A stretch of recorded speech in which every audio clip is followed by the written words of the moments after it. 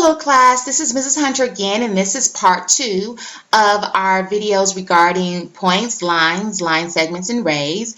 And we're going to continue where we left off, but this time we're going to talk about the symbols in relation to these items that we're discussing with points. In the previous video, I did talk about points, and I told you that when we're describing a point, which is a location in space, you describe them with a capital letter along with an actual point. And so in words, this would be described as point A, point B, or point C. And then we can move on to lines. We know that lines go on in two directions forever and ever, and they're basically a series of points on a straight path. And so we could label this line with either one point, which could be A, or it could actually be 2 or 3 points. You could describe this line as line A, B, and C. However, when you are actually writing it as a mathematician or in geometry, we would describe this using the symbol with a short line above only 2 letters. This line can be described as line AC, or it could be described as line CA. Why can't it be described as line AC or CA? If you said because it goes in both directions, then you are absolutely correct. This line can actually be named in several different ways simply because it has 2 arrows, because it is a line and it goes in both directions.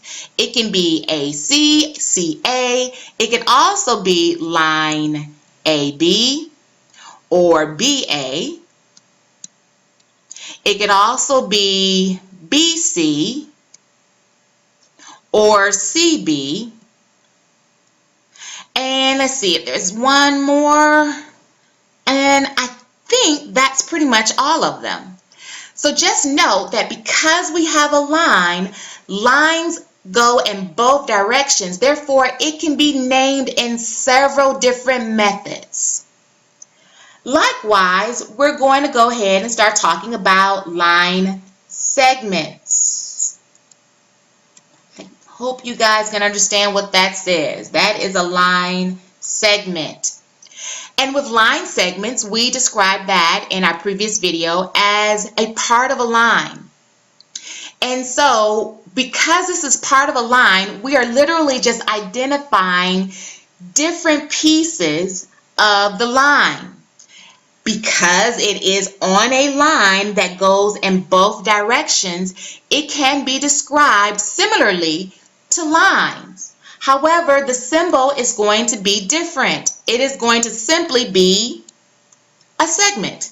So we could describe this first section or segment here as segment AB. The second segment would be segment BC. And I think you guys are getting the hang of it now that we have 2 particular segments.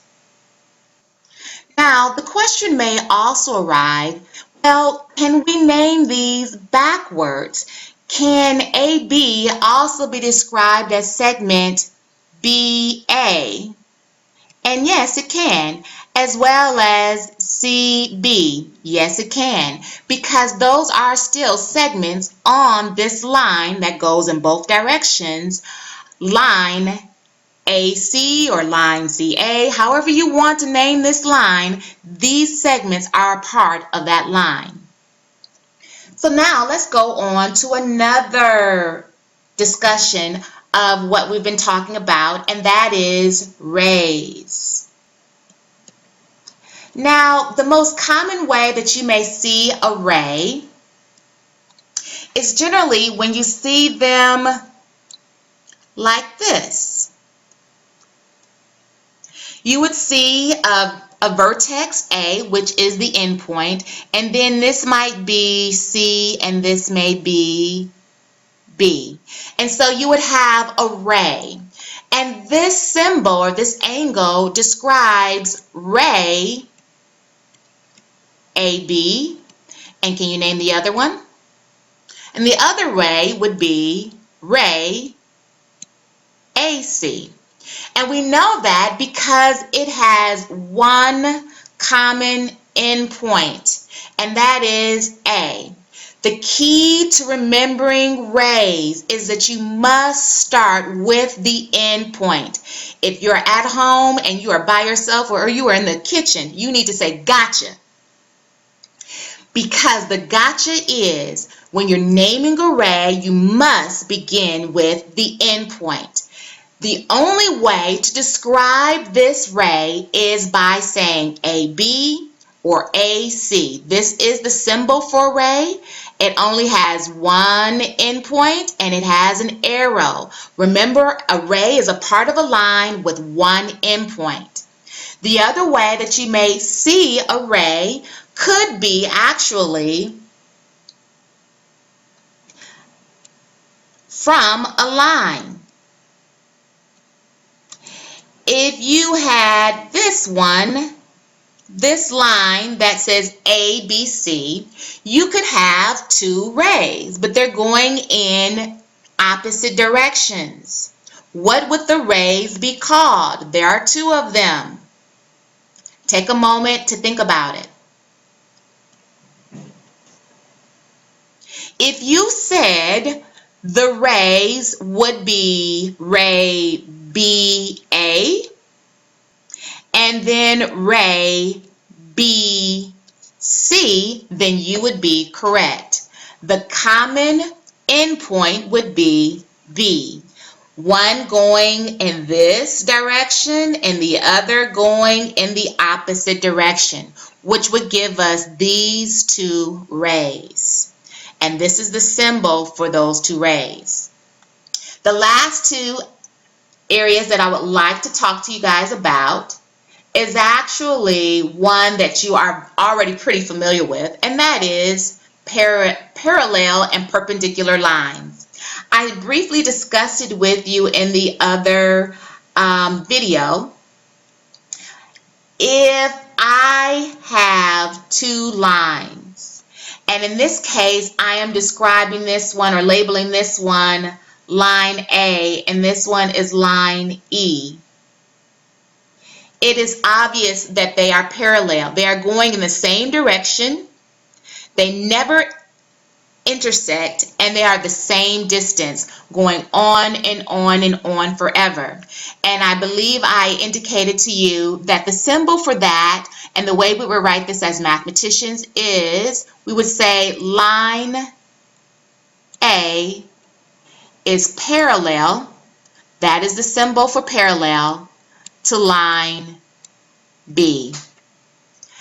Likewise, if we're talking about perpendicular lines, the key to a perpendicular line is that there are two lines that intersect in a very special way. The intersection may be indicated by that symbol, which means that it forms a 90-degree angle. In order to write perpendicular, we would say line, we'll call this one line D, and we'll call this one line C. And we could say line D is perpendicular. This is the symbol for perpendicular to line C. And so, girls, these are our symbols for writing points, lines, segments, and rays. Please make a note of it. Make sure you have them in your notebooks because I'll be looking at them tomorrow. And I can't wait to see you in the morning. Hope you guys have a great evening. Talk to you later.